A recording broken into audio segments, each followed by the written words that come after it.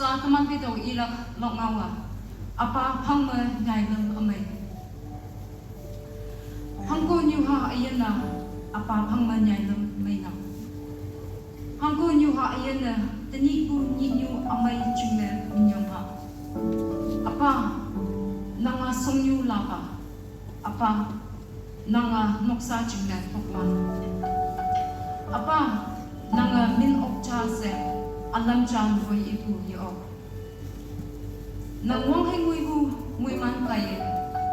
asaya tay chin kan mui ong na simil lam fi nang ong bu kai minyong lak alam ma mo na apa nang mong yong bu a menyu sine yong na apa nang chulei kon chong a wang san halan pang bu ki hayang ka dok nyu de pi lang wangai tamna ka wang limpu yong apa wang senang selintang apa en ngau bu ngau menga ken bu wong ngau nu ayong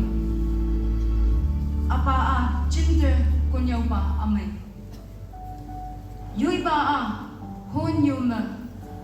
hon so amai cha apa kan bu a yeng chung lu bu sine ka tang tau bu bai sta mung sam mong miang mong bai asai na opu bai hipak asai me mong mai sidam sa apa ni pon wong na apa ni mui mani apa ya ha ka wong te panapana apa chelawa tampa yim ching mabu apa lante amyang mun tame ya ha tului maya angsi o ka wong yim ching mabu apa nang ya ha o bu kaya